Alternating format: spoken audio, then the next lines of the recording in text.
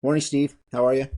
Good. How you doing, sir? Thanks for coming on. So you're pretty much entire law enforcement career for a tribal department right on the border of Mexico. Have I got that right? You've been about 6 years, and that's pretty much been the entirety of your law enforcement career. Yep. Yeah, about 2018. That's when I got on with my department. And so you have been there for the entire Biden administration and all the increase in border activity down there. And it's really, I think, especially with how much of that in the news and the change now, we wrote, we did a story in 2003, 2022, just kind of taking a look at the implications of uh, Trump declaring the cartels as foreign terrorist organizations. And with all the shift, it's amazing how this border now has impacted not only a lot of people we work with on the law enforcement side. I spent actually a few years ago spent 3 weeks in Bliss and worked with the Army there at Fort Hood, and then also Marshals there and Border Patrol guys, and actually the BORTAC. I think like the BORTAC HQ is there, and right there on Bliss and Okay. stuff, and Yeah. like the Tier One BORTAC team is there. And so it wasn't nearly the activity there is now for sure. I imagine there's plenty of drug activity that tend, but illegal stuff. So can you describe, I guess, I was just looking at the stuff that you sent in and also like some crazy statistics just on how many illegal immigrant activity type stuff has occurred, right? It seems like right in the area that you have jurisdiction in. Just in general, can you talk about um, the illegal immigrant activity and the drug cartel activity that you have seen over the past few years? And then after I kind of answer, I'll start digging into some more specific questions. Yeah, absolutely. So when I first started, there was always um, drug activity, cartel activity. We call them out there just the acronym UDAs, undocumented aliens. That was the acronym that I learned when I was out there. So there's always that going on. It wasn't, well, I guess you say when I first got on and I looked up the department I worked for in that corridor, the 76 miles, there was like 40% of America's illicit drugs were getting run through that corridor at the time. So there's a ton of activity. With the border crossing, yeah, with the border crossings, there was, when I first started, there was always stuff going on, but it definitely once as the Biden administration came in, there was a huge uptake. Now, I do have to caveat that right at the beginning of when Biden administration got in, I ended up getting hurt and I was out for a good minute and I got put in the position that I'm at now. So I haven't been out on the road very long. When he was in, it was probably right at the beginning of his administration. But I do know from just talking with, other officers out there and just looking at the statistics that it definitely got worse. I started slowly seeing an uptake when last time I was back on the road, back on patrol, whereas, we call them body loads. Officers are popping body loads on a weekly, if not daily basis. What'd you So say, a body load? a body, yeah, we would call it a body load. That was just the kind of what we would refer it to is that, and that what we mean by that is human smuggling slash trafficking. So people would drive down, everybody hops in a car and tries to hide. So you have a bunch of bodies, not dead bodies. When I've said that before, people are like, you mean dead bodies? It's like, no, not dead bodies, just human people, but we just call it body loads. So I know you did some work with the just with the Border Patrol and other agency. I mean, how many was it? Border Patrol, U.S. Marshals. In terms of the dynamic of the agencies that work in there, I'm sure Border Patrol does everything. But were there other agencies that were working with your local department because of the drug activity? Yeah, so Border Patrol is out there constantly. And usually when we're doing work with Border Patrol, it's, either some of their what was it called? I forget what unit it was, but they're kind of like a plainclothes unit. And how we would kind of mingle with them is we're allowed to do traffic stops on traffic violations. Border Patrol can't because we can enforce tribal law, state law, and some of us can do federal law as well. So an easy way to do it was essentially to be, find a traffic violation, and the car has UDAs in it or potentially drugs, and then you make a traffic stop, and then Border Patrol's right there to help you out. With some of the other agencies, HSI, was it Homeland Security Investigations, has a big presence out there. Let's see who else is. I mean, we got HSI, FBI, I believe DEA is out there. The U.S. Marshal Service will come out there from time to time to do what's called like a roundup. Usually, when some of the guys are working with them, it's more of a, I guess, in an unofficial manner where we'll get in contact with some of the U.S. Marshals, deputy U.S. Marshals, I should say, and they'll dish us basically like who's wanted. Like they have a sheet of, hey, these are the federal fugitives, happy hunting essentially, and then you go and you try to find people and arrest them and then turn them over to the U.S. Marshal Service. So on those lists like that, are those Americans who are just on some type of wanted list, or they include foreign nationals, or what did that look like? As far as the U.S. Marshals list, the deputy U.S. Yeah, Marshal, yeah. The federal fugitives, usually what they are is they are tribal members who are on tribal land. And because of the sovereignty of the land, and just how big it is, it's usually just those guys, and they're out there. Like, for instance, if some of the tribal members, if they commit a crime, in town essentially, or in like one of the major cities off tribal land, they'll come on back, they'll do their thing, and then they'll come back onto tribal land because, local PD, state, they can't come on tribal land and enforce law. It's a sovereign nation. Feds can't either, can they? Can feds arrest a tribal member on tribal land, or is that just the tribal agency can do that? No, the feds can, but they have to, enforce federal law. The niche Only where we federal come law. into, yeah, the niche where we come in is that for us, we do tribal law. So like the nation that I work for, they have their own criminal code that specifically applies to tribal members. Got it. And everything's a misdemeanor. Everything's a misdemeanor. So Really? yeah. So yeah, we enforce that, but depending on circumstances and depending on who's the suspect, a lot of us, most of the officers at my department attend a state-ran academy. So we can also enforce ARS, Arizona Revised Statutes. And then later on, if you choose, you can go to a, what's it called? SLEC, Special Law Enforcement Commission, through the Bureau of Indian Affairs, BIA. And then you can also enforce federal law if there's a federal charge underneath essentially the blessing of the BIA. So it's a weird dynamic. It's very, very unique, very different. Are you fluent in Spanish? No, I'm trying to learn Spanish. I know enough to like give out commands to people if I'm chasing them and to try not to get hurt. But as far as fluent, not really. I'm working on it. That's I've been using some apps to try to get better at my Spanish. Yeah, Spanish. So if you're out there and you're working with on UDA enforcement, I guess you see a traffic violation, you're just going to pull them over, and then you'd call in the Border Patrol to come assist, or would they just be there right in your hip pocket the whole time? You guys kind of work together as a team. It depends. We kind of have the cool part about my department is that you kind of have like, it's an area the size of Connecticut, and there's not a lot of us on.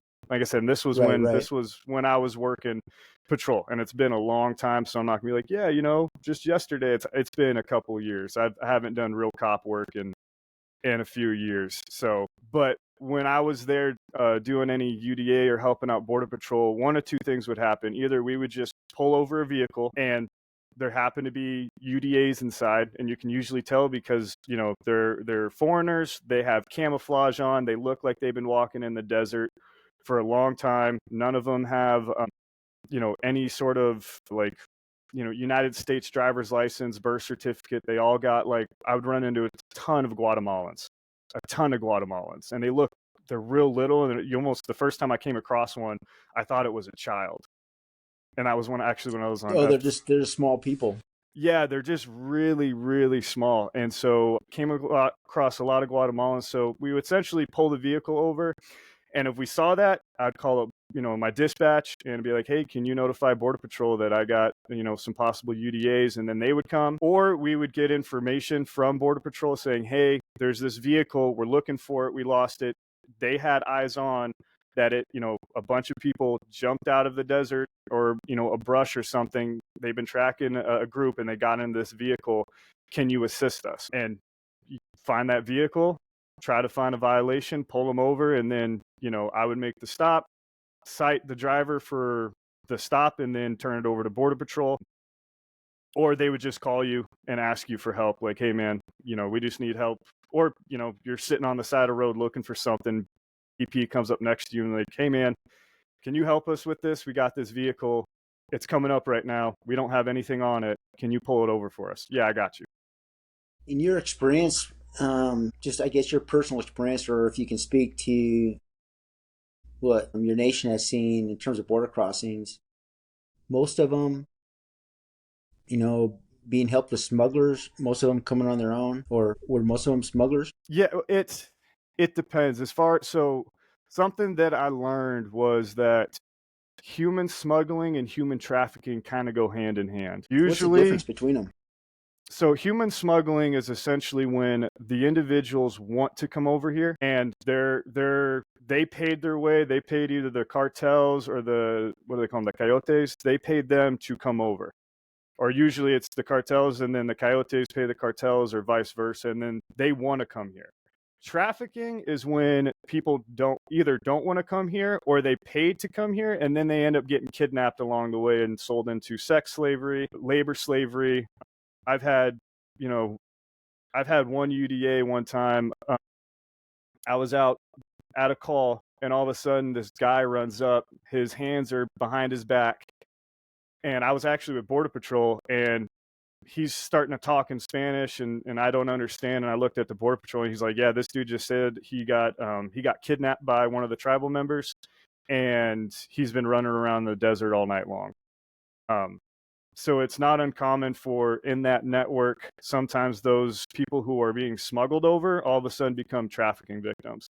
The hard part is, one, we don't really, when it comes to that, we end up just turning it over to Border Patrol. But like we went around and I took that guy, essentially the victim at the time, and a Border Patrol agent, and I drove around for a good minute trying to find the house, but the guy had no idea where he was at, possibly a little dehydrated, so a little bit delirious. And, we never found anything, just turned him over to Border Patrol and they made sure he was all right. And then I'm not really sure what happened to the victim after that. And so that does happen. So let me understand from I guess the smuggling perspective how that would work. You said that people jump out of a bush, hop into a vehicle, so that somehow they're walking across the border, and then somehow they're on the phone. Okay, we're ready to get picked up, and then they hop in the vehicle, and then they head in the U.S. But for people coming across on their own, I mean, there's no vehicle to hop into. Am I missing something? They just got to keep walking until the Border Patrol picks them up. They're hoping to get picked up. It's several things. So one, they'll either hop like down at the border that I work at. There's like 3 strips of barbed wire, and there's a reason for that because part of that nation actually goes into Mexico. We don't go into Mexico, but the actual nation goes into Mexico. So there's no like big border fence. There's no big border wall. No. No, it's just. It's like what do you call it? Cattle fencing. Cattle fence, right? Yeah, it's just cattle fence. Yep. And so they'll do several things. Either they just hop over and turn themselves into Border Patrol and like they just give up. Sometimes they have multiple phones because out where we work, if you look out in the distance, there's a bunch of peaks of mountains. And so they'll get a phone call on a burner phone as a group saying, hey, look north and to the left, you see that mountain, you're going to walk there. And once you get to the base of the mountain, you're going to discard your phone, and then you're going to pick up the other phone and call somebody else, and they're going to direct you. And then you're going to walk there, and they're essentially trying to get to a roadway. And they'll end up waiting in a bush for, usually it's a U.S. citizen that will come down, like a non-tribal U.S. citizen from out of state. I had some kid from, where was he from? Indiana, Michigan area, somewhere like in that area. He literally got recruited off of, I think it was either Call of Duty or Snapchat, to come down and pick up a bunch of UDAs. And so all of a sudden we'll see, they'll be in contact with that dude via whatever, WhatsApp or something like that. Or the UDAs don't even contact him. He's in contact with one of the scouts. So he's scouts kind of playing like a middleman. So you have the UDAs, you have the dude picking them up, and they have a middleman, and he's the one basically coordinating it. So that way it can't really be traced in between each other. And they'll be like, hey man, you're in the right area. Stop, honk your horn 3 times, beep, beep, beep. They jump out of a bush, they get in this dude's car, and he'll drive. And that was one that like pulled him over, and he had like in a little sedan, he had like 7 bodies. He had like front, a bunch in the back, and I think he had a couple in the trunk.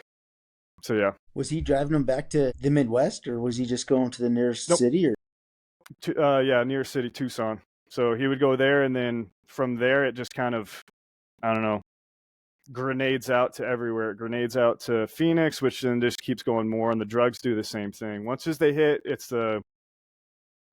what is it, I-10? The I-10, which goes from Tucson to Phoenix, it's hard. out. You say the middleman, and there has to be somebody who has a pair of binoculars up high to tell these people when to stop and honk their horn. So there's actually people who are just kind of camped out up there directing this thing from the ground, kind of.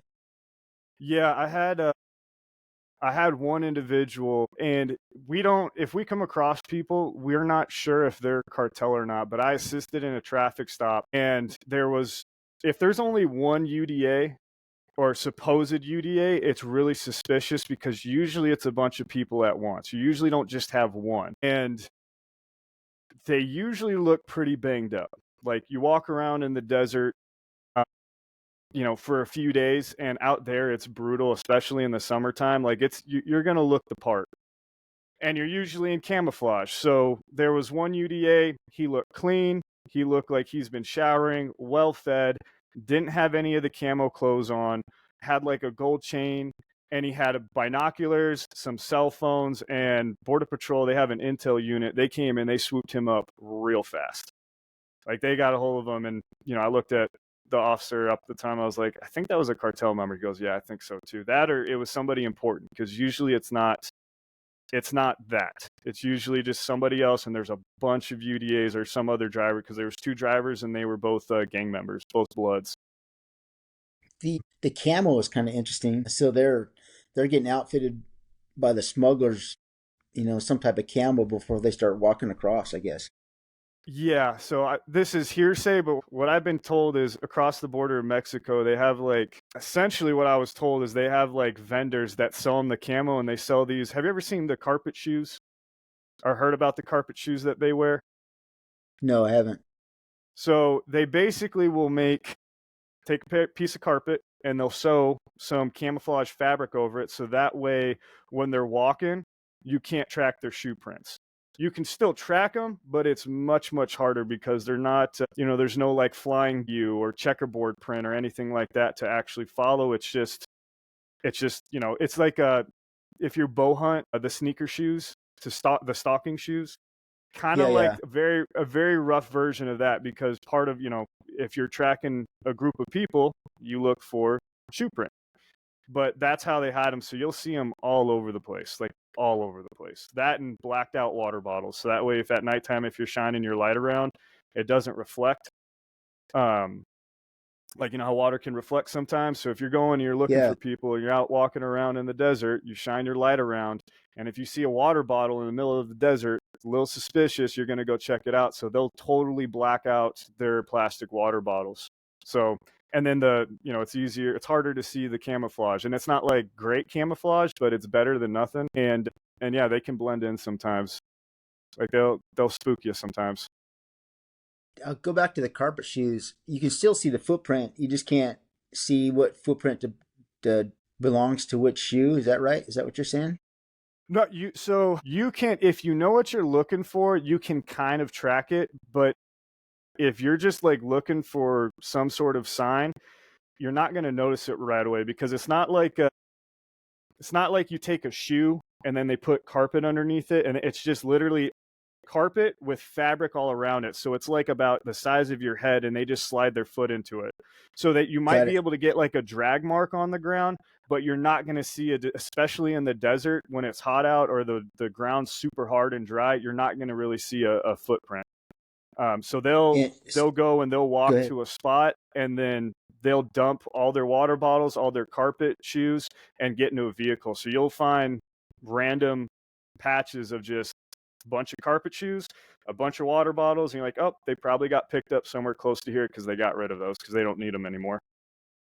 You had mentioned earlier that maybe one of the tribal members had helped with smuggling, and you'd mentioned also this kid that came down from the Midwest. So, you know how extensive that is? I mean, it's probably lucrative business if you were a tribal member and you were helping with that process with the smugglers. But is that a lot, or any idea how extensive that is? From my understanding of it, a lot of the times it's not all. There's plenty of good tribal members out there. Just people want to live their life, and they don't like it any more than anybody else does. Usually, it's the gang members that are involved. So you have the Bloods, you have the Crips, and they're usually involved in you know helping and aiding and abetting that way. And yeah, and so it kind of just depends, but it's usually the gang members that are going to be aiding in that stuff. So you got the gang members there who are in the tribes. Then there's gangs in the tribes, obviously, Yes. or in the tribe. Oh yeah. Oh yeah. And it's those two gangs, or are there other gangs, or Predominantly, it's those two gangs, Bloods and Crips, and then they have different sects within.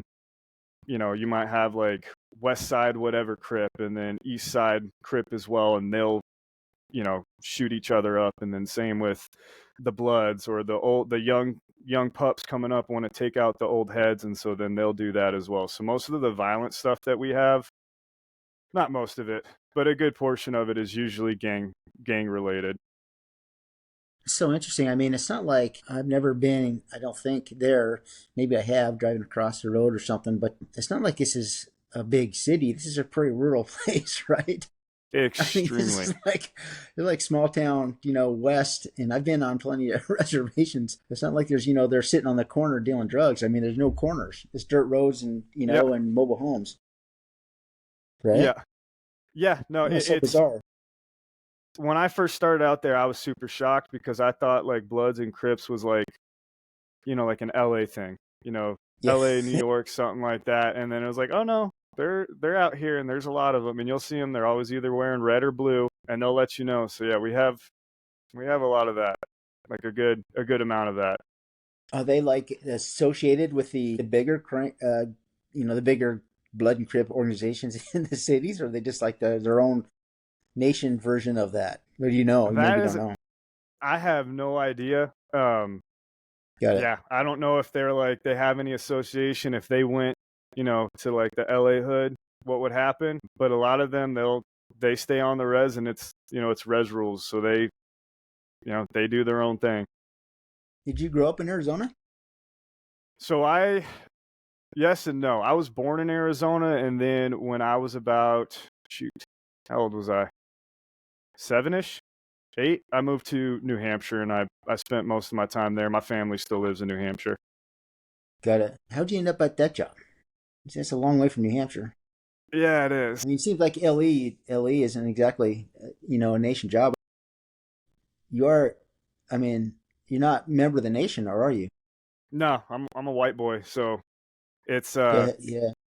the way that works is if they hire you and they need you, like we got whites, we got whites, we got blacks, we got Hispanics, and they all patrol our area, and we got tribal members as well that do it. So it's just a big old medley of everybody out there. But essentially how I ended up at that job is I was playing baseball. I wanted to do a career change.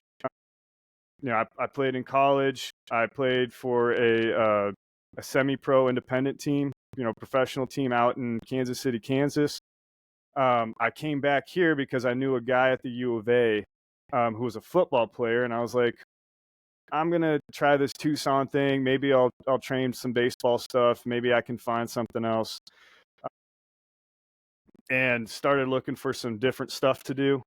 Originally, it was military, but I was having some issues getting in to my own detriment and fault. And how this job came about was I was working at a bar, and you got dudes from all over the place. It's called Trident Bar and Grill. It's in Tucson, Arizona. It's a Navy SEAL bar. The owner of it, he was a Dev Crew cat. And so you got all sorts of dudes from every single military special operations to, LEO special groups, UC, whatever it is. And there was a group of guys from the department that I'm from. And at the time, she's now my wife, my girlfriend. Well, I impregnated her, and I was like, being a bouncer and a security guy and a closing manager at a bar is not enough money. This military thing's not really working out. I need a big boy job. I got a kid coming, and so these guys were like, "Hey, man, we always need cops." And I was like, "All right, cool, awesome. Don't know anything about law enforcement. Never really wanted to be a cop, but all right, send it." And so I did, and honestly, it didn't even take. I think I applied in like, I don't know, January, February, and then I was in academy by July. So the process for me was really, really fast. Wow. How many in your department? How many patrolmen are there? I don't know the exact number, but I want to say anywhere from like close to 80, 90, maybe 100. We've actually, since I've been in the unit that I'm in now, we've been hiring a ton of people, and that's kind of like one of our jobs is getting people hired on.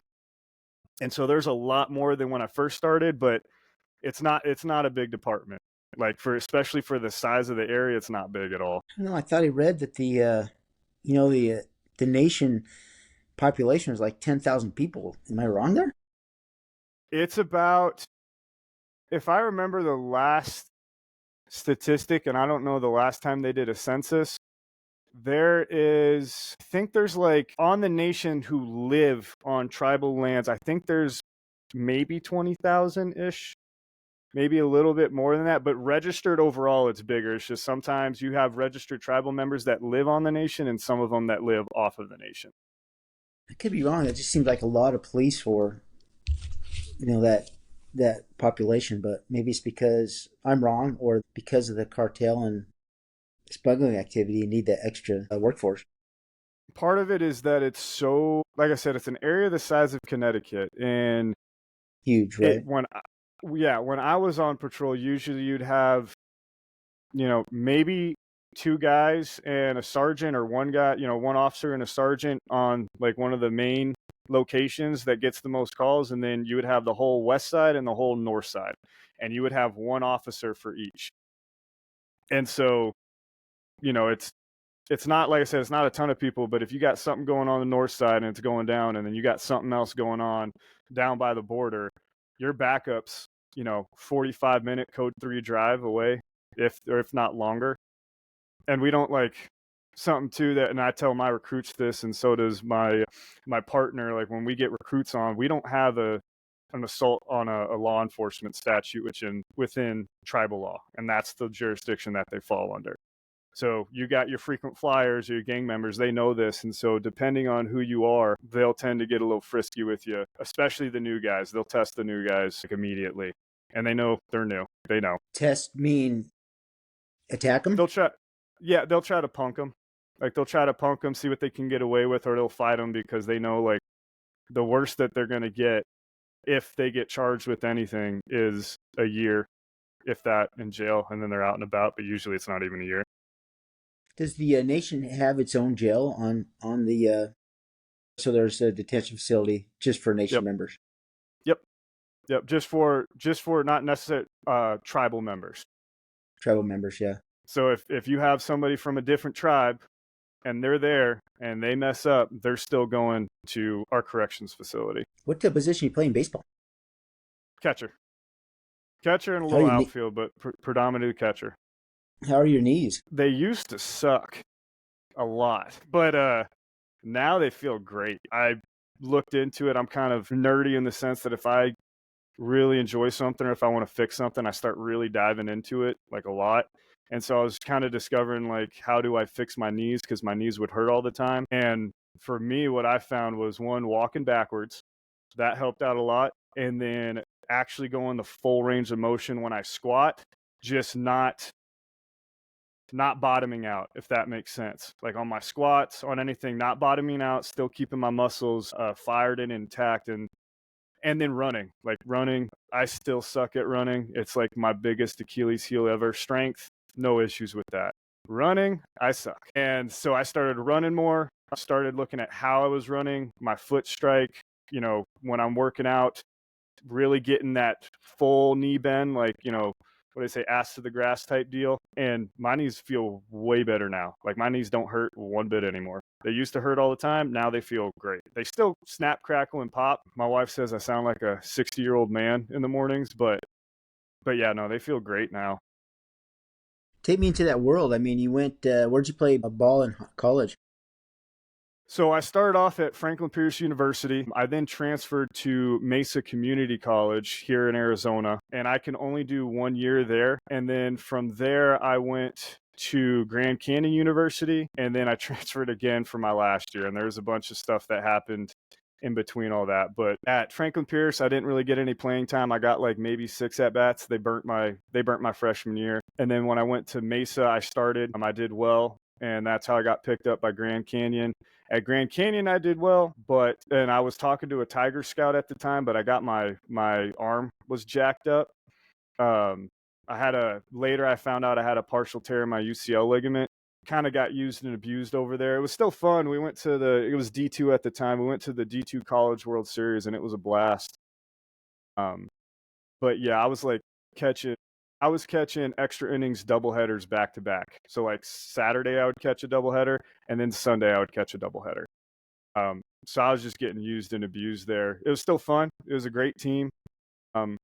But baseball was the focus, and I struggled academically. I lost my academic scholarship, didn't have enough money to go back. And when I talked to the coaches, they're just like, figure it out, dude. And I was like, okay, I figured it out. I'm transferring to another school. Thanks. I said that most of that was my fault, because instead of like when I was struggling academically, instead of like kind of putting my foot down and being like, hey, I gotta, I gotta go to class. I have no idea what's going on in this class. And I've never gotten bad grades up until that point. And that semester I flunked 3 classes, 1A and 3 Fs. And I've never gotten anything lower than a C in my life. And that was my own fault for not just standing up for myself and be like, no, I need to figure this out. And the repercussions of that was I lost my academic scholarship. So I then transferred and had to sit out a year at Cameron University. It's Lawton, Oklahoma by Fort Sill. Mm-hmm. And I had to sit out a year. That's when I found out I had a partial tear in my UCL ligament in my throwing arm. And by that time, there wasn't anything they could do about it. So there's like, yeah, man, just let it heal up. And so it basically bugged me ever since then. And then I split time with another catcher my 5th year. And after that, I was like, well, I had a really crappy year. I have no idea what I'm going to do. And then I ended up, an Astro scout hooked me up with the independent team, and I drove out there, and that's how I ended up in the independent ball team. So independent isn't like a minor league, a team for the big league, just something different. Yeah, so we'll get a lot, like, it's weird because you'll have guys who were affiliated. So you have like affiliated pro ball, and then you have independent pro ball. Got it. So I had guys from all. I had These a are like dude on my semi-pro teams, but go ahead. Go yeah. ahead. I had a dude on my team that had a World Series ring with the San Francisco Giants. Got it. So you got guys who are big leaguers, you got guys who didn't make it out of rookie ball, and everywhere in between. And it's just another chance for you get paid. It's like, it's like low level minor league, but it's just another opportunity to get looked at by affiliated teams to essentially try to get picked up and get onto and with an affiliated team. How much did you make when you were playing pro ball? $800 a month. So you had another job. What other job did you work? 'Cause everybody had another job. Yeah, everybody had. So when I was there, I didn't have another job because you're playing almost every day, and literally almost every day. And my money came from working beforehand. One at like where was I? I was at a toy factory in New Hampshire, and then I left and there's a bunch of stuff that happened in between, but I saved up my money from that, and then I worked at a kind of like a restaurant as a busboy essentially. and I saved up my money from that, and that's basically what I survived off of for the summer. They do put you in like a host family's house, so you at least have like free room and board and some free meals, but you just have to you're rubbing pennies together at that point, especially by the end of it, and you're just Because you like, really can't. please, If you're playing every day, you don't. It's hard to have another job then, right? yeah, you don't have a job. Like, you definitely don't. None of the guys do, because I mean, we're Were traveling there all the way like down to yeah? Were there like women who'd hang out and try to link up with the semi-pro ball players? like cleat chaser. Is that what you mean? Women? Yeah, yeah. Like what's that one Yeah, show? Yeah, with Susan Sarandon. Give me the yeah. the side of that. That's kind of interesting. Go ahead. Even with like, because we're like independent ball, but it's like, oh, you're a professional baseball player. But we wouldn't tell people that we were professional baseball players, because it was just like, what are you going to say? Oh, I'm an independent baseball player. Oh gosh. And so when we would go out, we would say, like, my go-to line, especially there, was, I was a orca trainer from New Hampshire in Kansas City. And they'd be like, why are you here? And then I would just start BSing the whole time, like, well, that's actually where SeaWorld started, was in New Hampshire. And you know, Kansas City has a huge SeaWorld. Really? And all of us would that, or we would say we're brain surgeons. But you would have women that would come to the games, and they knew who we were. But some of them were interested in me, but I was small beans, especially when you got guys that are like, oh, he was in the big leagues. He's actually maybe he'll get back onto it. So I was just some dumb catcher that just kept getting beat up. So yeah, it was a good time. It Give was me fun. some. I mean, how was that? I mean, was that how long did you do that pro ball deal? I only did that for one season. Yeah, by that time I played baseball longer than I should have. For me personally, I was burnt out of it. It wasn't I worked really hard at it, but it wasn't necessarily my passion, but it was just something I kind of did. And by after that season, I had a string of injuries that season, from like pulled hamstring. I got my cup busted real bad like, it dropped me behind home plate, so that put me out for a while, and just like continuous like So what pulled happened there? You hamstring mean pop. your jock strap cup, the foul ball or smack you or something like that? I So it was actually the guy who had a World Series ring. He was a lefty, and he was a pitcher. And we had either runners on or one on at third. And I blocked the ball, and essentially, he threw it in the dirt. I blocked it. I made a perfect stop, but it smoked me in the cup, and it kind of cracked my cup, and it dropped me bad, like bad, bad. Like, sorry I mean, I don't know what I say, but like, one of my testicles was literally as hard as a rock. And I've gotten pepper sprayed and tased before. I'd rather do that like 10 times over than go get hit the way I did, because it dropped me. Like, I had a buddy who was watching it, because they would stream it on websites live. And he sent me a bunch of snaps of me, like, they have me with just dragging my face in the dirt, a picture of my freaking butt from behind, just like moaning, couldn't breathe. They thought I got the wind knocked out of me. The trainer came over, he's like, can you breathe? And I couldn't talk. And he was like, what's wrong? And all I could get out was, my balls. And he goes, oh no. And so I was there for a hot minute, and then I had to get carted. And then the other catcher came, and I was out for a couple weeks. Yeah, that one hurt. And it hurt for a few days afterwards. It felt like a donkey just continuously kicking you in the nuts. So don't want to do that one again. Yeah, that was good. So what you got any? I mean, it had to be. I know you only did a year, but I mean, what are some? I mean, was it fun? Was it worth it? It's kind of like being in a circus for a year.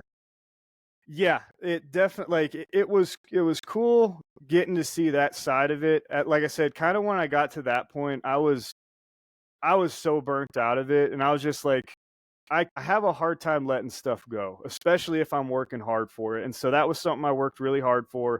I was still pissed off about the past year, at my last year of playing baseball, and then the 2 years, or I guess technically, yeah, 2 3 years prior to that, of not getting drafted. So I just wanted to say that, hey, I exhausted all resources. And then I can be like, yeah, I'm just not that good. It is what it is. I can accept that and move on. So I'm glad I did it. I looking back, I wish I probably like, hey, dude, it's just don't. It's not your passion. It's not what you're passionate about. Don't just stop. But it was fun. There's a lot of fun times, some miserable times. Like for instance, we were driving to Laredo, Texas, from Kansas City, Kansas, and we It's a had this long drive, I old. bet. Oh yeah, real long. And what makes it longer is when you have an old bus and it's the middle of the summer and the AC breaks and you're driving. Yeah, you see where this is going. The AC breaks and we are driving, and it is getting so hot and so bad that we literally have dudes stripping down butt naked inside the coach bus. And you know how you can open up the emergency, because this is like an old coach bus, you can open up the windows that are next to seats. Yeah, yeah, yeah. Uh, we opened those up so we look like we're almost like a T flying down the highway, and we had bunks in that bus. Like it's an old school bus.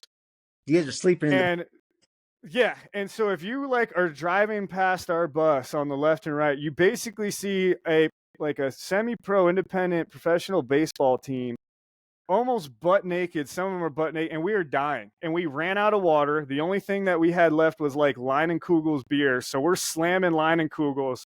And then we get off the bus and we have to go play. Come to find out, the spokes, like we got off, if we looked at the wheels of, oh, that was the other thing. If you looked at the wheels of the bus, they were glowing red. They were so hot.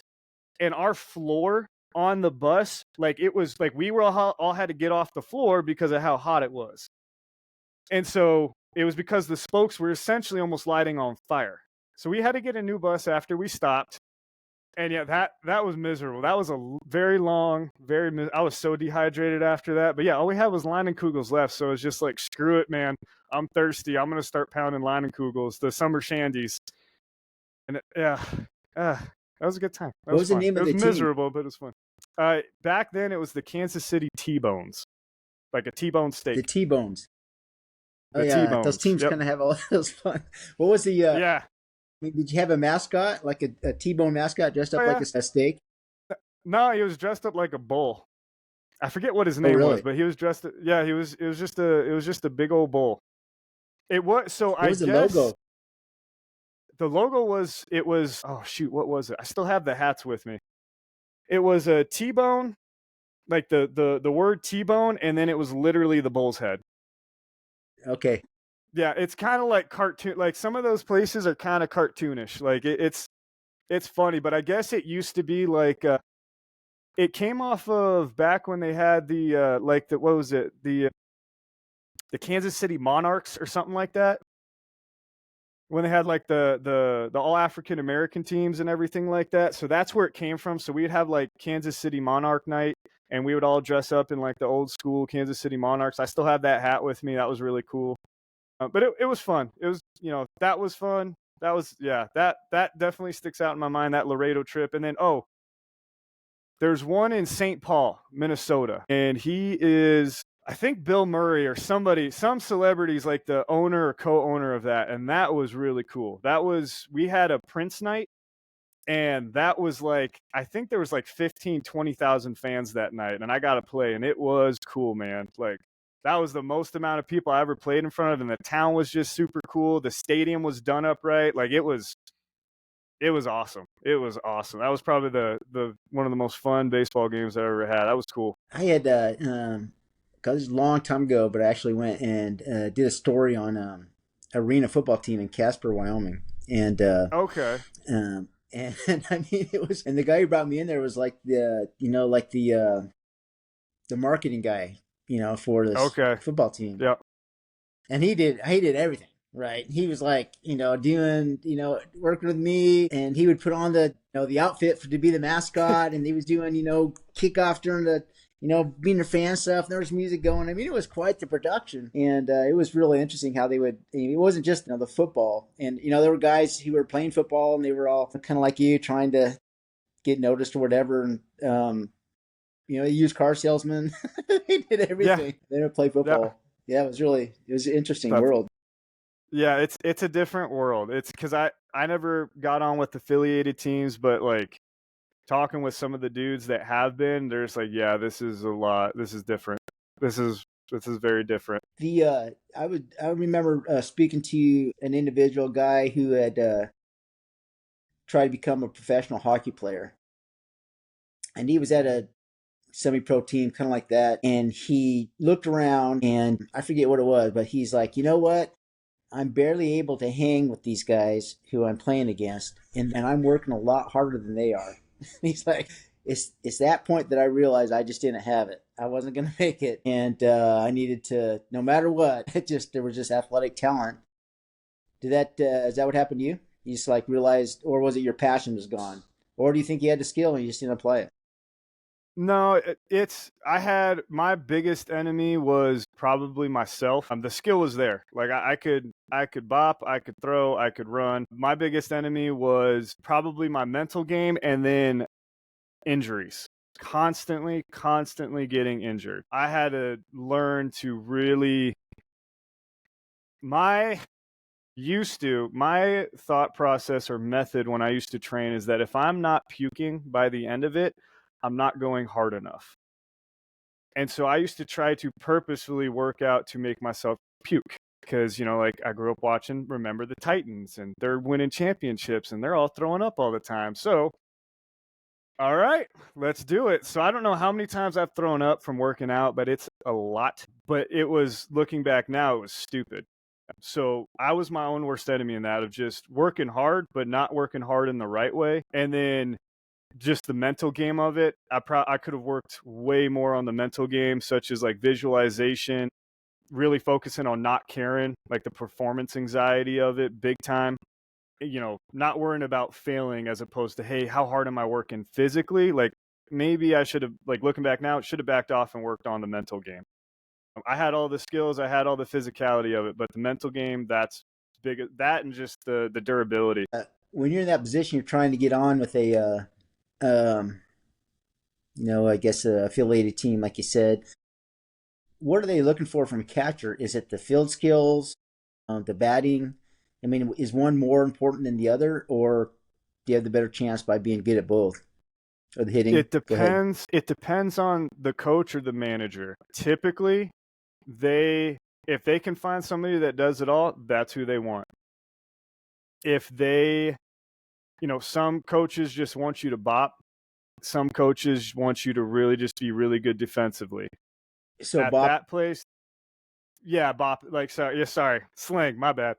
They want you to hit well. Catchers typically aren't known for their hitting. It's mostly for their defensive skills, how they're managing the pitcher. A big one that people don't understand is how they receive the pitch and frame it. That's a skill and an art in and of itself. And then throwing, obviously, throwing ability, blocking ability, how you work with the pitchers. So yeah, so that, it just depends. My coach or manager there, he was a catcher beforehand, so his biggest thing was the defensive side of it. tell me about managing the pitcher. I mean, I know the catcher makes calls. That's about all I know. I'm not a big baseball guy, but how does that work? How do you manage the So pitcher? And do you work together? He didn't have to do what you tell him, right?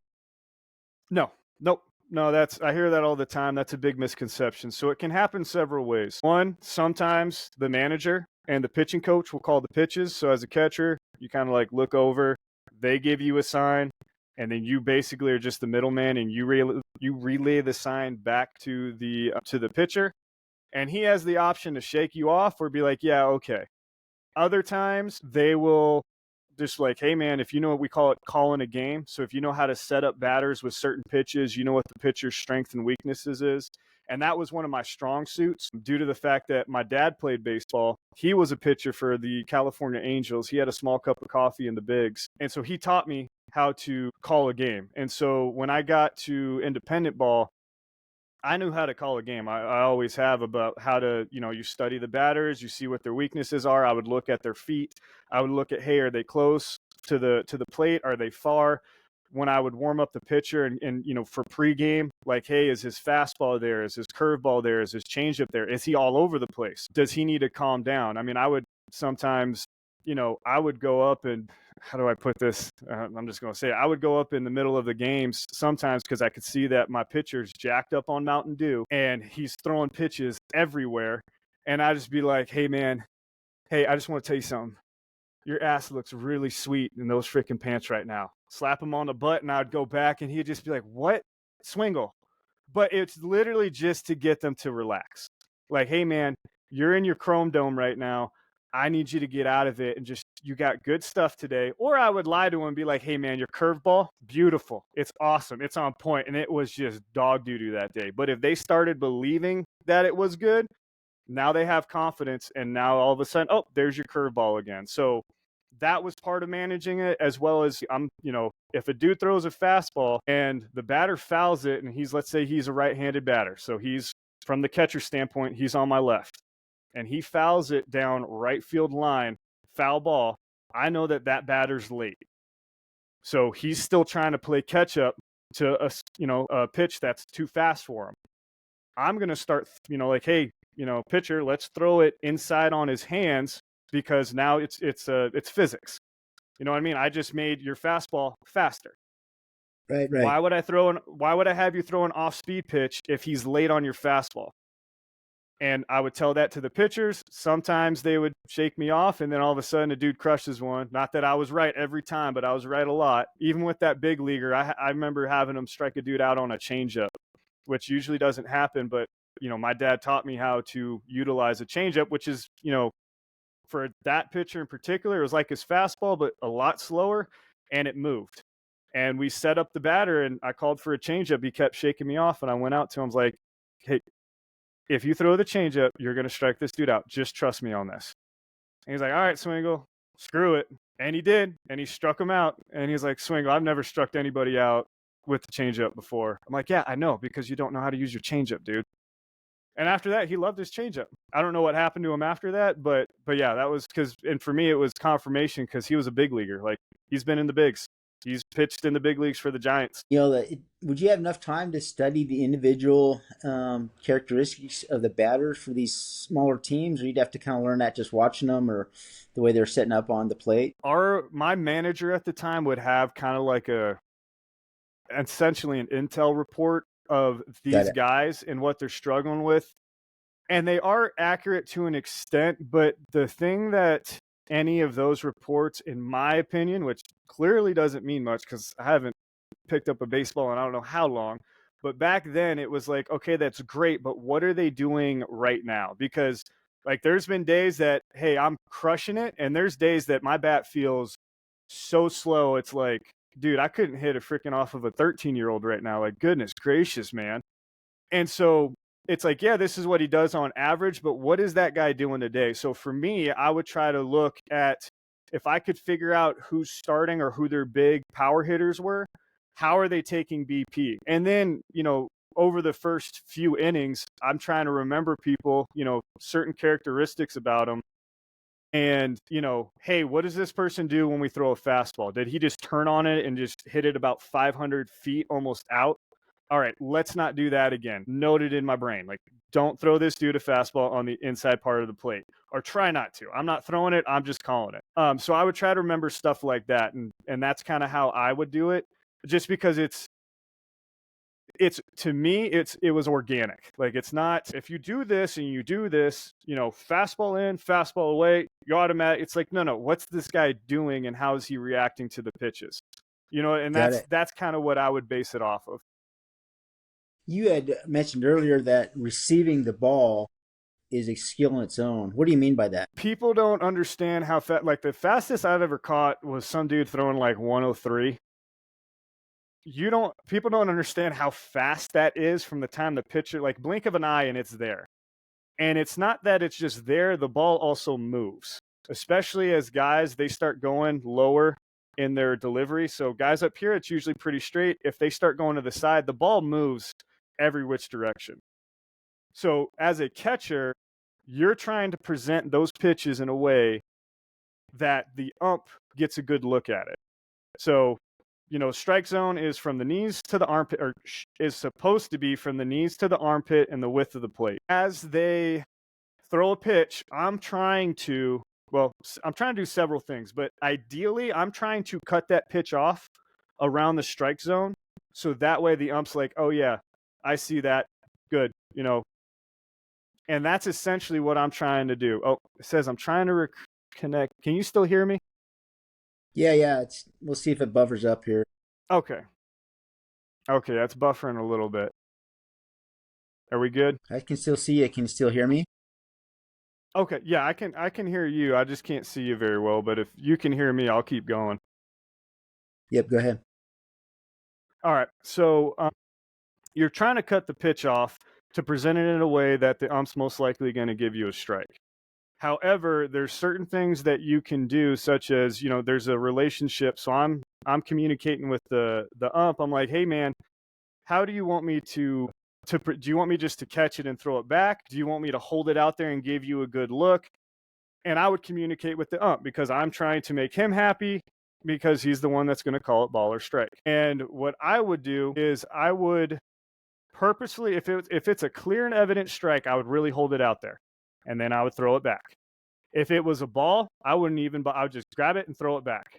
You do that over the course of like 3 or 4 innings, and then as it started getting later in the game, I would be able to expand the strike zone by about 2 or 3 inches just by all of a sudden like holding it right there for just a little bit and then throw it back and it's like, oh, strike. And I was like, gotcha.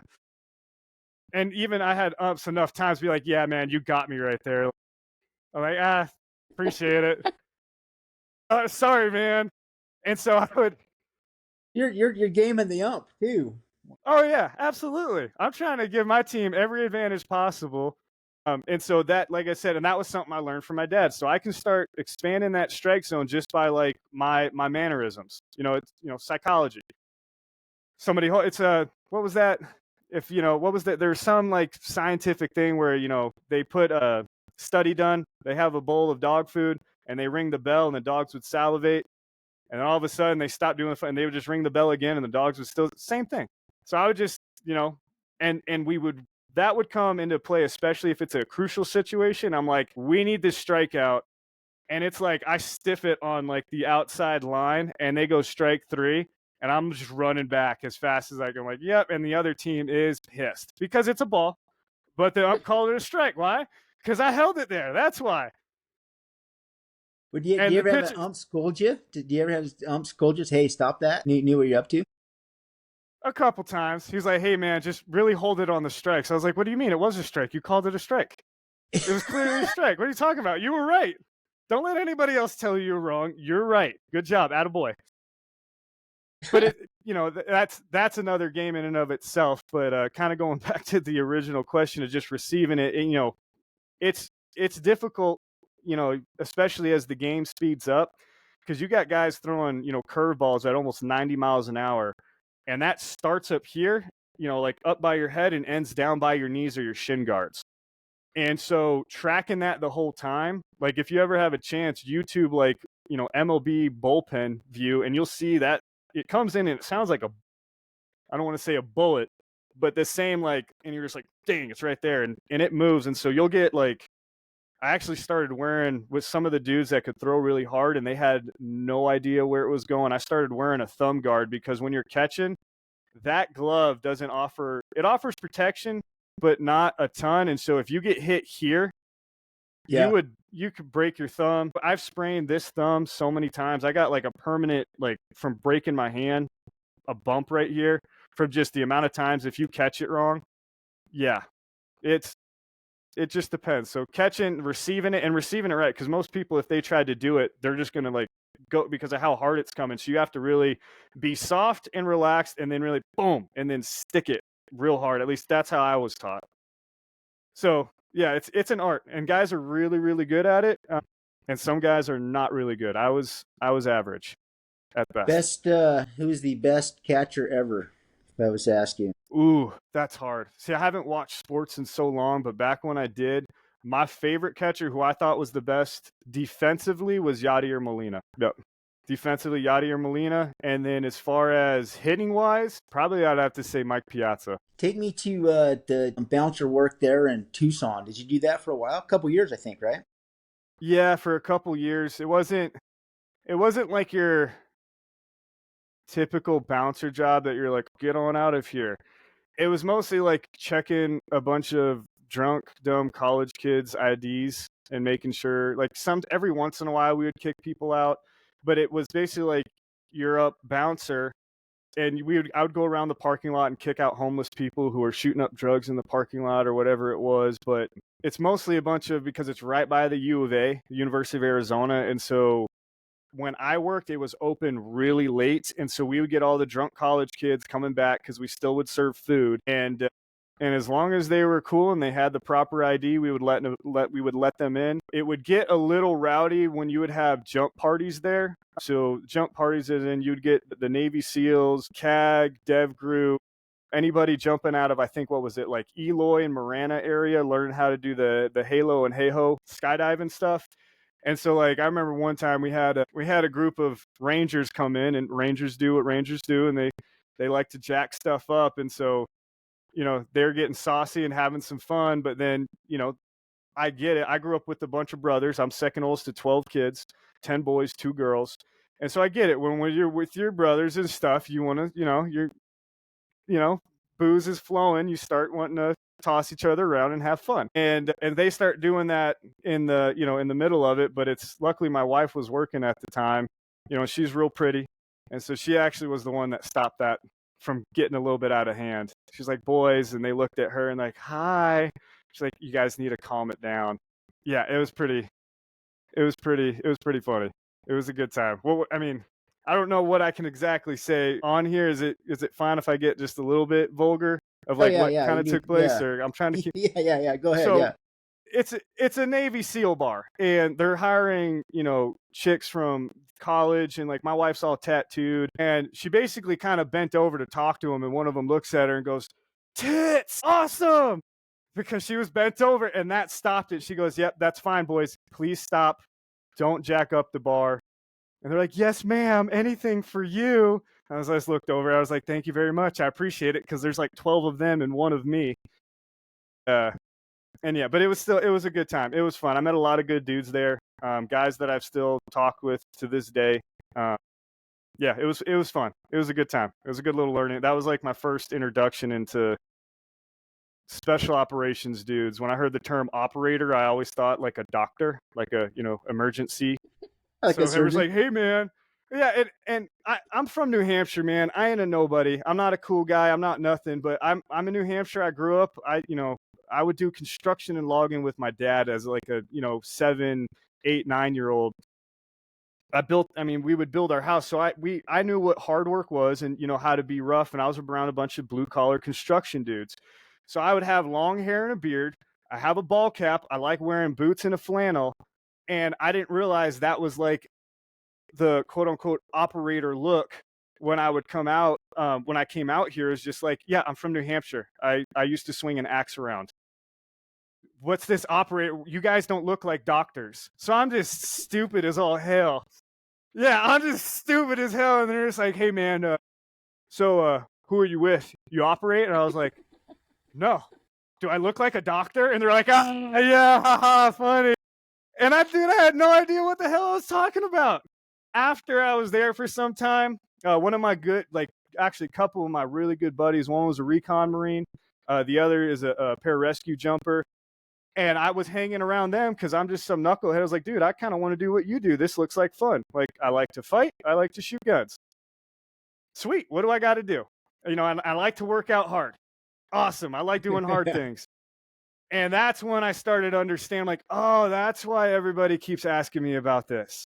I'm like, great. Now I feel like I'm one of those like wannabe cool guys, the wannabe operators. And I was like, screw it. This is how I dress. I've always liked this. So whatever. I'm just gonna keep dressing this way. So I've gotten it my whole, yeah. So that was interesting. That was a good little wake up call into that world of things. Just those guys. But they're all good dudes, man. Like, they're all good dudes. How big are you? I'm 6'2". Well, I measured myself this morning because I did that barbell complex thing that you sent out. So I still need to send that. But I'm 226 right now. But I Was fluctuate that between, like, go ahead. was that what you're bouncing at that size? Yeah, but well, About 215. Yeah, I've fluctuated between like 215 to like 225, 230. I'm heavier right now than I want to be. I'm trying to get some fat off of me, but yeah, it's coming. It's coming a little bit at a time. But Are yeah, no, you I big was for a about the same catcher? size. Yeah, like it's well, I don't know. It depends because at first I thought I like as far as tall, yeah, because usually like catchers are supposed to be known as these short, stubby dudes that can't move, and I ran into plenty of them that are like that. But then I've also met dudes who are like taller than me but skinnier, like 6'1", 6'2", but like a buck 75, a buck 80, and so it just depends. It really just depends. I was more of an athletic catcher. Like I could run, I'm fast, I can sprint. But that was kind of also one of my downfalls because come to find out, I mean, obviously you're stayed in a squat position for hours on end. Get up and go sprint real fast, and I could just. That's why I would pull my hamstrings and quads constantly. But I was more of like an athletic catcher, which is why I could also go play the outfield and run down balls. Um, Got it. so yeah. In your police work, you know, when you're there on patrol, have you had to get physical with anybody? Oh yeah. Yep. Yeah, it's like I said, they don't really have a tribal statute, a criminal code for assault on a police officer, and it's different from tribe to tribe. For the one that I work for, it's different. But for me, it was they teach you in academy that's like something called officer presence, and if you show up and like if I have to go hands on somebody, one, I'm a bigger dude. You make sure you're squared away, you look the part, you act the part. Usually when I grab somebody, I grab you. Like I'm letting you know that you're mine. So there's been a few times that I've had to scrap with some guys, toss some people around and whatnot. But for the most part, it was pretty like they knew either by me showing up, just because I'm a bigger dude. They're like I've had multiple dudes, even gangsters, and they're just like, yeah, I'm not gonna fuck with you. Like they would literally tell me verbatim, I'm not fucking with you. I'm like, all right, cool, appreciate it. Don't because I'm gonna drop you on your head if you do. And they knew it too, because I mean, I picked up dudes that were like 300 pounds, picked them up, dumped them, and they're like, shoot, okay, don't the white boy with the mustache. They're like, oh, you're the white boy with the mustache, because I usually have a ridiculous looking mustache, and yeah. And so, like, once as you establish yourself out there and they know who you are, depending on who you are, they won't try to mess with you too much. But I've had my fair share of some scraps with some dudes. I think you described earlier kind of the repeat offenders. Can you describe some of those repeat offenders or the frequent flyers? I think you said about guys you visit a lot. Can you describe some of those personalities? You gotten to know any of them, or they just you always show up? You're just like, oh, go ahead. So I'm terrible with names, and I had a brain injury, and it just made it that much worse. Like I can't remember anything anymore. And so, but there's dudes that I would come across, and with this shot, you were so tired. Like at least for me, I was so tired working that I would be falling asleep driving code 3.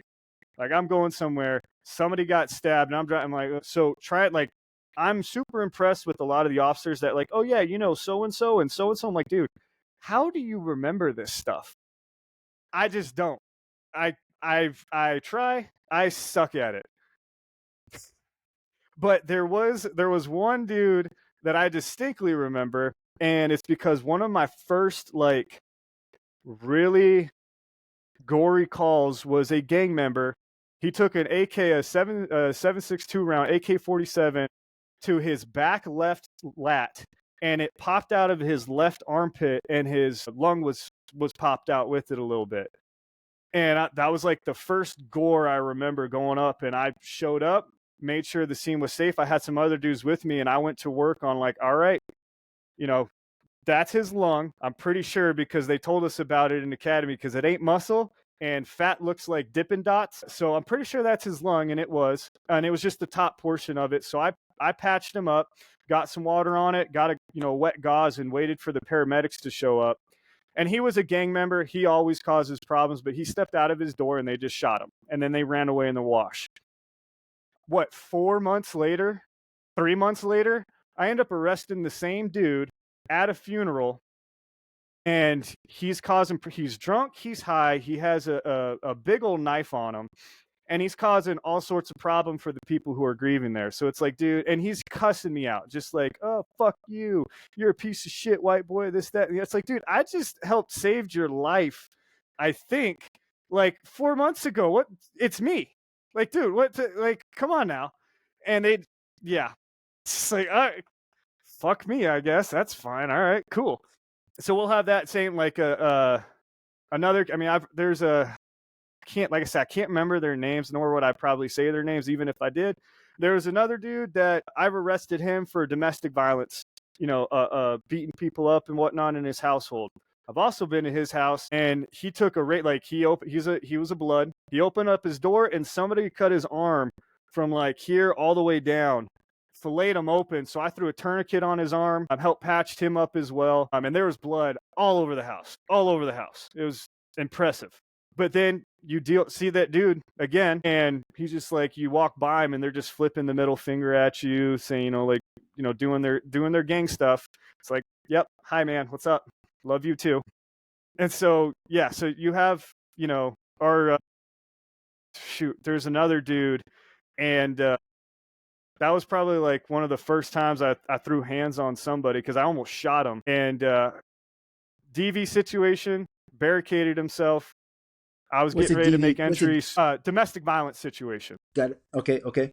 Yeah, domestic violence situation. So he was doing his DV stuff with his girlfriend, or like fiance, wife. Sometimes they'll say it's my wife, and they're not married. That's just what they say. But his significant other. We get there. I'm told, like, hey, he's schizophrenic and bipolar. He's off his medication. He's also high as all hell on methamphetamine. Sick. Awesome. So, and they're like, oh, he may or may not have a weapon. We call SWAT. SWAT's not going to come out. So I'm like, all right, cool. Me, another officer, and then I think a sergeant or a detective, we go to make entry, and I find a crowbar, put the crowbar in the door to start prying it. Well, one, I try to kick the door down. Come to find out, he braced it with 2x4s from the inside. So I don't care how strong you are, you ain't kicking down a door that's braced, perpendicular with 2x4s. You're just not. Like, I'm not some kung fu, like, you're just not. And so found a crowbar. I'm like, hey, I'm gonna pull this door out. Well, I put the crowbar in to go start propping the door out, and all of a sudden, and I've done construction before, I feel a hammer smoking this freaking crowbar that's in there, like, hard. And I'm like, hey, he's got a hammer, just FYI. So hammers can kill you. So everybody heads up. So I finally get the door off its hinges. I rip it out, and he's right there. Draw my gun. I'm pointing it right at his face. And I'm like, dude, if you step, I'm going to shoot you, because I'm not going to get smoked in the head with a hammer. Like, you have a dangerous instrument. You've clearly shown you have a propensity for violence. Yeah, take a step closer, and I'm going to shoot you, because, action is faster than reaction. And the detective that was there, he tasers him. It doesn't stick.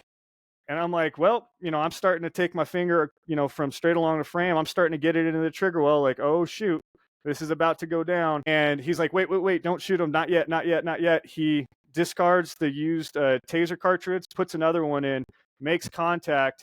This time it works, and he drops the hammer. The sergeant or the detective goes in and kind of like, I think he like pushes him or something, but ends up falling over onto a bed. And then the guy does drop the hammer. The suspect drops the hammer, but gets up and starts attacking the sergeant or the detective. Like I said, I can't remember which one. So then I holster up, going in there, and I started delivering strikes to his face, because it was like, yeah, you're not gonna kick one of our dudes in the head because you just tried to smoke us with the hammer and he tased you. So yeah, so that's been a few times, or like people trying to put you in a chokehold or something. I've had that happen a couple times, like in a house. Again, there's a lot of DV situations out there. It's kind of sad, but there's a lot of domestic violence. Show up, dude doesn't want to come with you, tries to put you in a headlock, and I'd end up, judo throwing this dude over my hip and landing on him and taking the wind right out of them. And usually if you do that, they give up. They're, like I said, I'm not a small dude. I'm not as big as some of these guys, but it's also them landing, and then you got 220, 230 pounds of me, and I'm trying to make sure that they feel it, because I'm trying not to punch people as hard as I can constantly. You know what I mean? It's least amount of reasonable force necessary to administer an arrest. And so that's what I'm When you trying to do. And started, so if I can do, yeah, when you started applying for this job, do you have any idea that it wasn't some sleepy little rural police department? Did they warn you that? Right. Go ahead. nope, nope, not at all. I had no idea. Like, I had no idea what I was in for. Like, I had one immaturity, like definitely some immaturity. Like at academy, they'll have like a family day, and they come down and they're like, "Hey, this is going to affect your loved ones. They're gonna change a little bit because you're gonna see a bunch of stuff, and they're gonna be sleep deprived. They're gonna be on different shifts. They're gonna see stuff that people shouldn't see, and you're gonna change." And I was like, "Not me. I'm good. I got this." Cocky as shit. Just like in my head, I was like, "Nah." I even talked to my wife, and I was like, "I'm gonna be fine.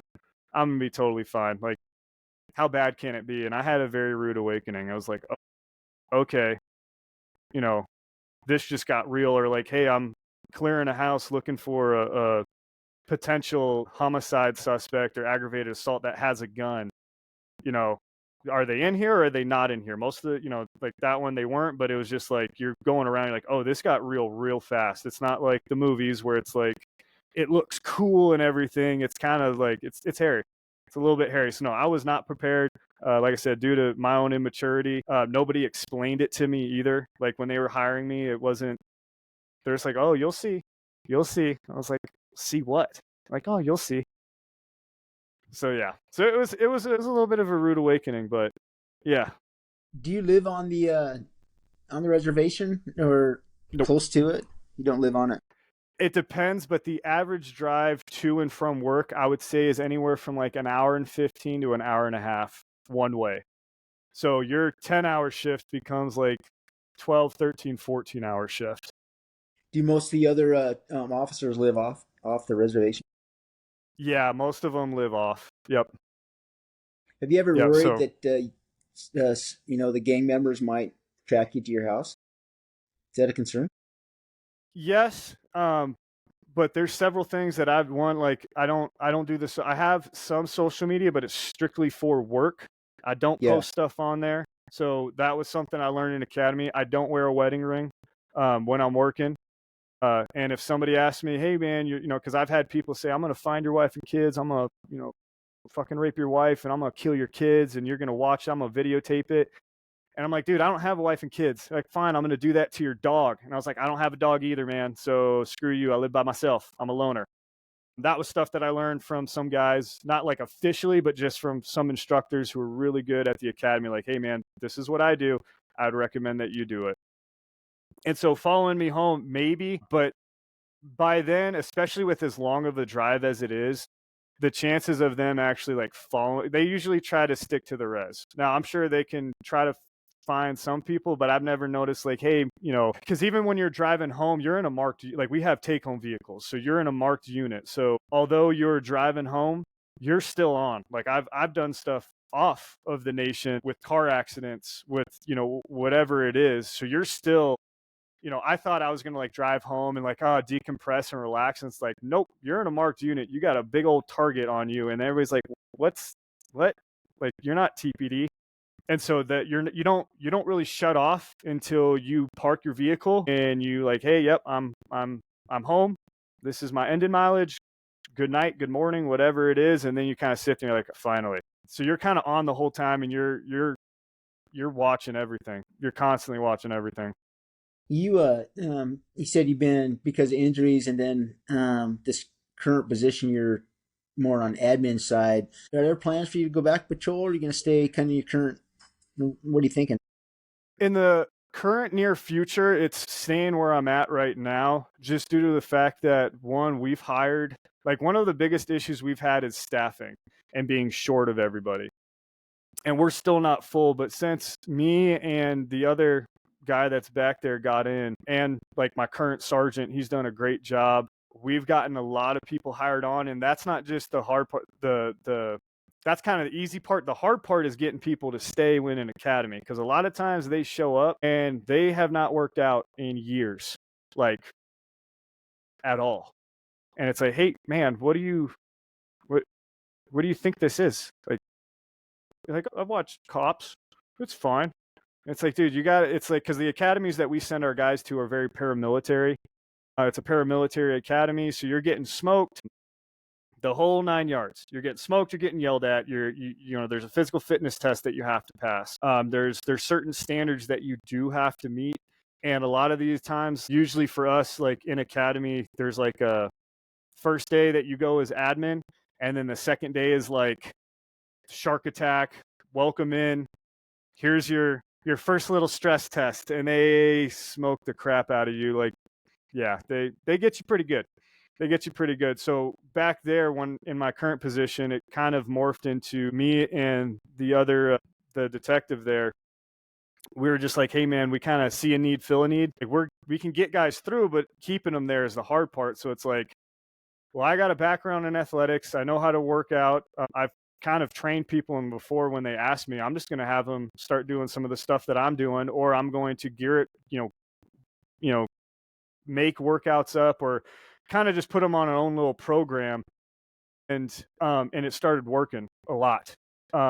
Taking guys, I have like a month and a half, and they're dropping 20 something pounds, like totally changing their diet, actually getting them, not like, well, I go play rec basketball, or I go do some push-ups and some sit-ups and stuff. It's like, no, we're going to go run. We're going to do like 800-meter repeats. We're going to go on nice steady state cardio runs. We're going to do a ton of sandbags, is like one of my favorite things, because when I was on patrol, you don't really have a lot of time to work out. So I'd make sandbags and work out with those. Like, we're going to go do 8 minutes, 10, 12, 15 minutes straight of sandbag get-ups, which is like stuff I've learned from using your guys' program, because it smokes the crap out of you, and it's going to prepare you for like defensive tactics, like something we call a tactical get up. It's basically a sandbag get up with your hands up, one hand down, to protect your face. So it's like, perfect. Here we go. This is stuff that you guys, and burpees, leg blasters. That's probably my personal favorite, is the leg blaster. They hate those. They hate those. They think I'm sadistic half the time. But it's been super, taking stuff that I learned from different programs and just being like, hey, this stuff works. This is, what I do. Start moving your bodies. And it kind of morphed into something to where the last group that I had coming through, we're talking about their mental, like how to become mentally tough, academics. Like, I developed a test for our general orders, so that way they can get into good study habits, and then the physicality of it, and then the defensive tactics as well, the fighting portion. I was able to start finding like a nonprofit, but you pay like $30 and you can go do jujitsu and Muay Thai. And, so instead of their first live like jujitsu role and, fighting with somebody at academy, they've actually done it several times before they went. And we started seeing some really good, like, so far we haven't had anybody quit. I got a new batch of dudes getting ready to start this Monday. So we'll see what happens. But yeah, for the foreseeable future, it's going to be in this role for right now, which is, with a lot of the injuries I've sustained, I'm not going to complain about it. Although patrol's fun. I've been technically 3 times injured in the line of duty. I've had 3 surgeries in the past 6 years. And the last one was, I rolled my vehicle going code 3 to a call, and that jacked my brain up real bad. So for my family's sake, and for my kids, this is a much better position. It's fun. It's fulfilling. It's not the same adrenaline as like going out on patrol and finding bad guys, but for the families, and just like the way I look at it too is like, okay, I'm just one dude. Like, I'm one average guy, man. If I can replace myself with 6, well, okay, what's like, I'm a team guy. Like, what's going to be best for the department? Is it going to be me go get my rocks off doing fun stuff? Or is it, I have all this knowledge and experience, and I can also be in a spot. I have a degree in intelligence operations, so I do some intel stuff too. Is it going to be doing this instead? And, all of a sudden patrol starts getting more and more people and more officers, and everybody's all happy about it. So it's like, okay, what's the best for the department? It's me replacing myself with others and helping out any way I can. So it's not cool. It's not sexy. It's admin work. It's background investigations, along with, training people. And it's busy. It's like, because there's only 2 of us for all the backgrounds, and that's not just police. That's police, any civilian spots, juvenile corrections. And so it's kind of one of those things, like, what's best for the team? All right, I feel like this is best for the team right now. And until they tell me otherwise, I'm gonna do what's best for the team. So that's kind of my thought process with it. Steve, I think this is a great spot to kind of end this time. I want to come back and talk to you about some strength and conditioning stuff for sure. Yeah, that'd be great. That'd be I awesome. had no idea. I didn't see your background on baseball. That was pretty. That was awesome. um, I think we'll circle back and hit that stuff. And wow, really interesting. Can you take me through before we end just that the car wreck? What's happening there where you got injured this last time? I spoke to another athlete team member the other day, and he was talking a little bit about car chases, and it's one thing I know that has been studied a lot. But take me through that and what happened there. Was that in the winter? Or just go ahead.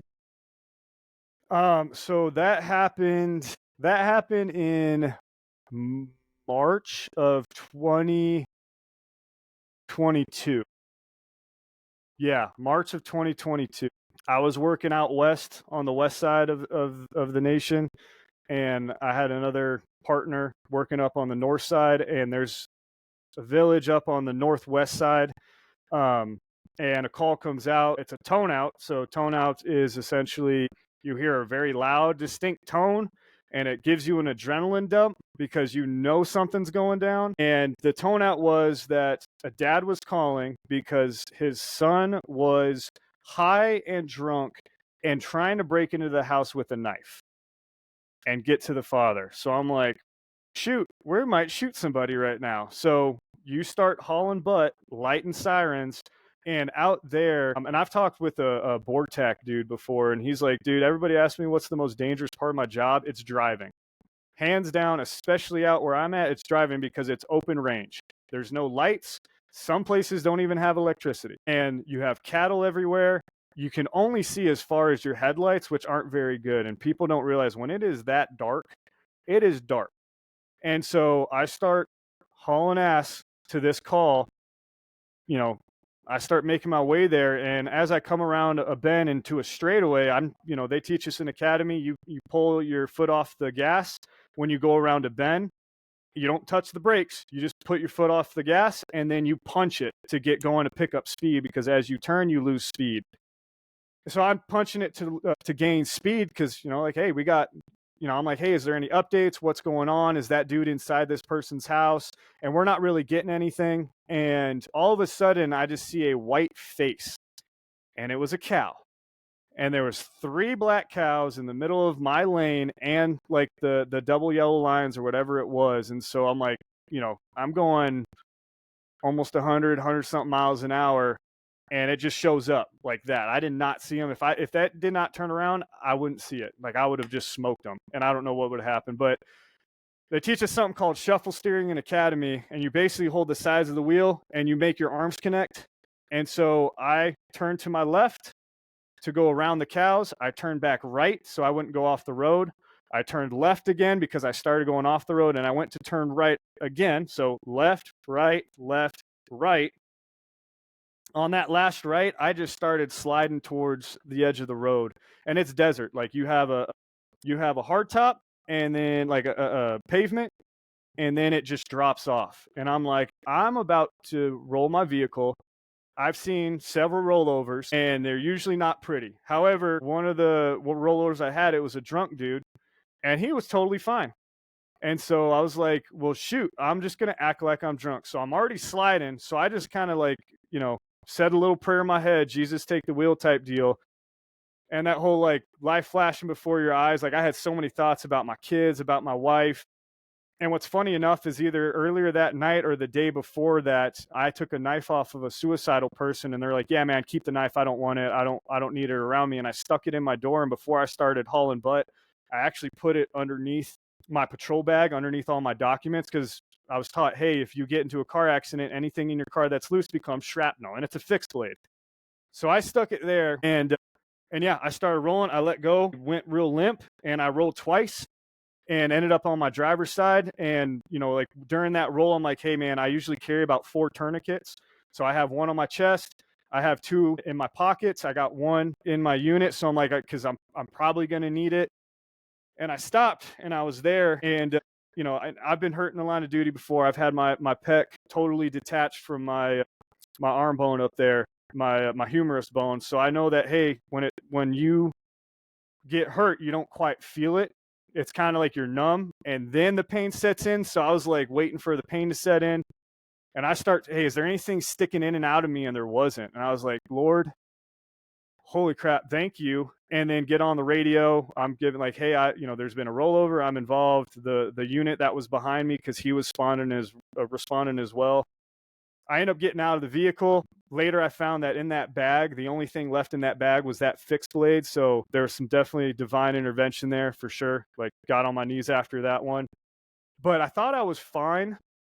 They brought another unit out to me, and I drove back to the main part of the nation, and I actually went to a shots fired call right after that, and helped pull people out of a vehicle. But I was super shaken up. I thought I was just jacked up on Mountain Dew, and like my adrenaline was just pumping the whole time. It wasn't until like a few days after, I couldn't see straight. I was fumbling my words. I couldn't talk right. I'd be talking to my wife, and all of a sudden, like if we're at, she'd be like, Steve. I'm like, what? She's like, and? I was like, and what? She goes, we were just talking. And what? I was like, no, we weren't. She goes, yeah, we were. And I'm very good with my hands. I'm very tactile. I can put stuff together, take it apart, and put it together. And what really did it in is I was trying to put my wife's screensaver, what do you call it? A freaking little screensaver on the phones to protect the screen protector, and I couldn't do it. And I was getting pissed, along with like the emotions. I'd be crying for no reason. I'd be super pissed, and then just all negative stuff. And she was like, what's going on? And I was trying to put the damn phone protector on, screen protector, and I couldn't. And I basically was trying to put it on so the sticky side was up and not down. And she was like, Steve, you need to go talk to somebody. And so I did, and I ended up talking to a neurologist, and he was like, dude, you have a TBI, and it's a doozy. Like, you jacked yourself up. You're lucky that you know, Did you do a CAT scan or MRI or something? they He didn't just do it. They diagnosed it. didn't do a, yeah, he just diagnosed it. He was an awesome doc. I mean, through this injury, I've met a lot of really good doctors. Dr. Fox, probably never going to watch this, but thank you very much. And then the Pollocks, the Tanya Pollock and William Pollock up at another place when I did my therapy. But like, I would close my eyes, and if it was a screen or something lit up, I could literally see everything still after I shut my eyes. You know, I couldn't talk. My eyes couldn't track properly.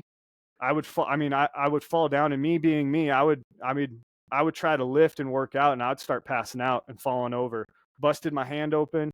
It was bad. Like, I've had some injuries. I never want to do that again. I still have issues from it. Like sweats, the adrenal sweats in your armpits. I would literally sweat from like my sternum around my lats from my armpits. And it has that, like, anybody that's ever been in like an adrenaline dumping situation, you kind of have that stench on you. And it was like that times 10 all the time. Going and walking around in, like, I couldn't drive. I couldn't walk in, like, what do you call them, grocery stores. It was so bright. Like, I felt like a child, because I would have to hold on to the cart walking around and just put my head down, and my wife would basically just kind of chauffeur me around because I couldn't do it. Feeling nauseous. Yeah. And like I said, I still have So some was this issues from it. from I guess the actual injury, was it just from the centrifugal force spinning around, or Yeah. you didn't have like you didn't get hit in the head really hard or anything? I don't know, because it happened so fast. I think I might have eaten, because my side airbag deployed. So I think from the force, and then I think I ate, because I had a bruise right here for a while. I think I ate the airbag that shot out from the side. But I basically gave myself, I call it adult shaken baby syndrome. And yeah, that did me in bad. Yeah, like, first time I tried to like actually got like, hey man, start working out. I actually was doing a sandbag workout, and I just about passed out. I fell over just lifting 60 pounds, and I used to be able to squat 400 plus. Like I said, strength's usually not an issue for me, and yeah, I did that, and I freaking started crying, because I was like, I'm gonna be stuck this way for the rest of my freaking life. I'm basically like an adult baby. And like my wife doesn't deserve that, my kids don't deserve that. And it got better. Like I said, still some issues, lingering issues, but it's gotten a lot. I can function, I can do stuff now, you know.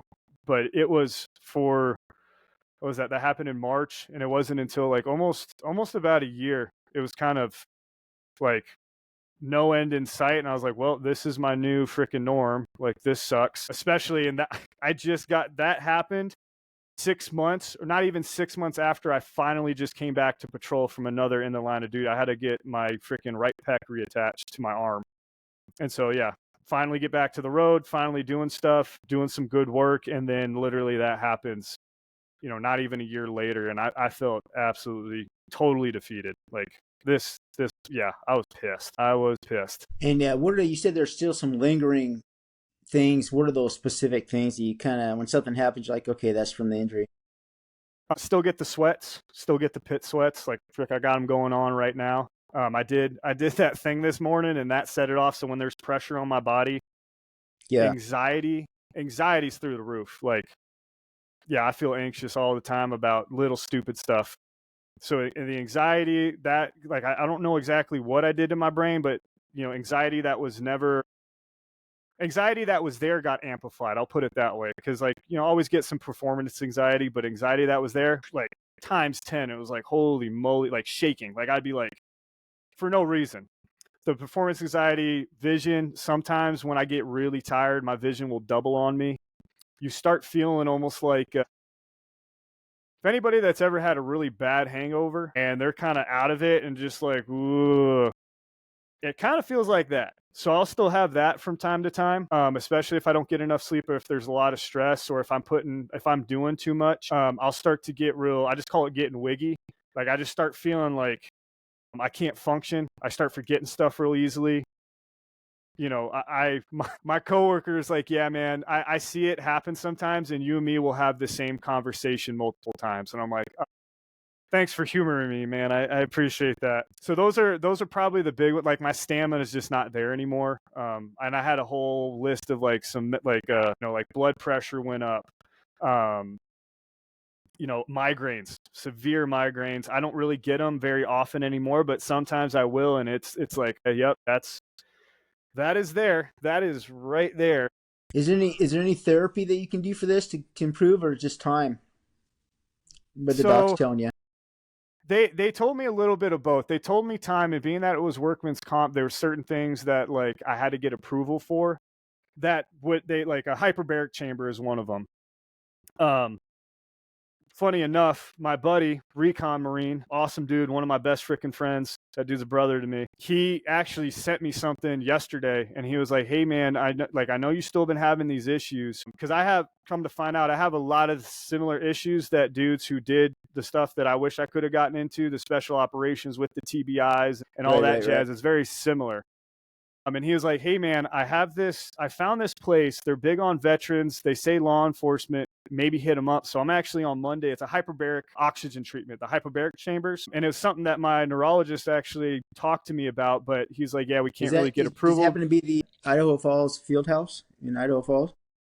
No, it's Okay, here in another place. Tucson. Okay, It's good, here in good. Okay. Tucson, Arizona, and I'm having a consultation with them actually on Monday. And the biggest thing for me is cost. Like I got 3 kids. I'm a cop. We don't make a lot of money, and if I have to pay for it myself, like I come last. Like my kids come first. They need something, and it is. I mean, that's kind of one of the reasons I got cleared. It was like, hey man, I need to make money. Like I need to make money, and if I took a medical retirement, I'm not making any very much, because I got only like 5-6 years on. And so Monday I'm going to a hyperbaric oxygen chamber treatment place to do. They said they'll give me a free initial like what do you call it, consultation, and then they said that they might have some nonprofits who will pay for the whole thing. And I was like, if that would happen, that would be awesome, because it does wear at you. Like my wife put it a good way. She goes like, you left, and she's obviously gotten several calls in the middle of the night like, hey, Steve's not dead. You know, he just got hurt. He has to go, you know, something happened to him. He has to go to the emergency room, but he's okay. And she's like, you know, my husband left, and then he came back, and I was a totally different person. Like the same person didn't come back. And I know it too, because you're stuck in like, like I said, I didn't know where I was sometimes. I didn't know, like I forgot my kids like Yeah, I forgot my kid's name at one point. Yeah, that sucked. That one sucked. Let's go ahead and finish up with our lightning round questions. You ready? Oh yeah, All right. Let's see. The most dangerous call you've ever responded to. that one where I rolled over. Yeah, Like obviously. I said, it was that one. I saw it. I was like, yeah, that one for sure. Most scared you've ever been at work. Ooh, there's a place on where I work at, and it's down by the border on like the west side. Your radio doesn't work, your cell phone doesn't work, and it's kind of like you get out into this place and it's kind of gives you the heebie-jeebies. So I was looking for somebody at the time, but I'm walking around there by myself, and it's like I go hunting by myself, and that's kind of freaky in and of itself. But when you're actually looking for bad guys, and like you hear like a stick snap, and I always work night shift. I was a graveyards guy, so you can't see anything. That not that anything came of it or anything happened, but you like hairs on your back of your neck start to prickle up, and you're out there by yourself, and if something happens, it's you, and you know that. So that, or having to clear houses by myself that I think somebody's in there, because you're basically doing solo CQB. And I found UDAs in a house because I thought that they would be in there, but it's like I got 3 or 4 people and there's me. So I'd probably say that. Not there, I don't have like a distinct call that I'm like, oh yeah, but just doing that stuff, because it's kind of like, all right, I'm by myself. I don't have any radio communication unless I go like 4 miles north and I'm out on foot. All right, let's do this. Your biggest professional mistake. Do you mean like just overall in general, or like in the job? Yeah, probably. Probably just your law enforcement job.